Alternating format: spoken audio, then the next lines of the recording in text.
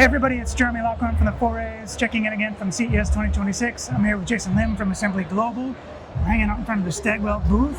And why don't you give everybody a quick introduction, tell people what you do.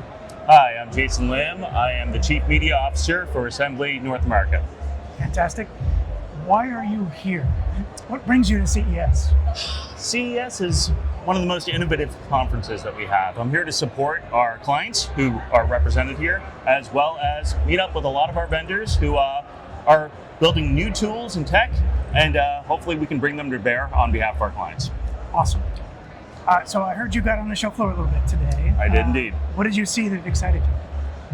I'll say that it was iterative progression for the most part, and a lot of the things that I saw weren't necessarily the tech, but the underlying AI that are powering that tech at this point. Okay. So the robotics seemed vastly improved relative to what I've seen in the past. Yeah. Depending on the booth that you went to, of course. Did you see the fighting robots? I did see the fighting robots. Oh, okay. That was awesome. Cool. Yeah. I did a rock, paper, scissors with a robotic hand, okay, which was interesting. Cool. I think the robotic aspect is a true manifestation or personalization of how AI can really be brought to bear. Yeah. The LG Cloyd robot was impressive, and I'm sure my wife would love that quite a bit. I also noticed that a lot of the wearables are just ubiquitous now. So whether it be the glasses or the assistants in terms of the leg powering and the vests and things of that nature. Yeah. So it was very interesting, actually. Yeah, fantastic. What did you see on the floor that means something important from a media perspective? It feels like it feels like there's a lot. We're creating additional environments for us to create content and release content and distribute it. Most meaningfully, I would say the automotive.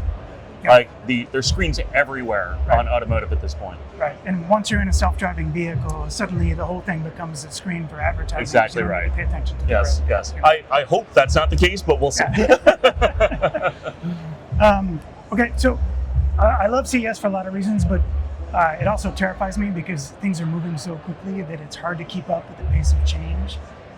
How do you keep up with the pace of change? And how do you keep your teams up with the pace of change? Yeah. I would say that CES is less about the brand new, but what has already come to fruition in many respects and that just represented. A lot of these trends have been building for quite some time. And even when we talk about AI, those have been deployed. They're just more meaningfully deployed at this point. They're more pragmatic. They're more purposeful. Yeah. So I think the way in which we keep up with change is just being on top of trends. Stagwell puts out a bulleted list every year in terms of the top trends to watch. We do our own research at Assembly, and honestly, a lot of it is making sure that we're in touch with our vendor community as well, so that they impart where they have the highest likelihood for adoption and what they're most interested in. Right. Yeah. So important to lean into the vendor community and your partners to better understand where their roadmaps are heading and what their areas of focus are going to be. That's exactly right. Yeah. All right. My last question is the crystal ball question. So tricky one. If we were to do this again in 2 years, what looks different? Well, I would hope the first thing that's different is the Aria Sky Suite elevators actually are more productive, so that we're not waiting half an hour for each meeting. But aside from that, I think we're going to continue to see the same trends that we're seeing today, which is the concept of the best kind of technology is invisible, right?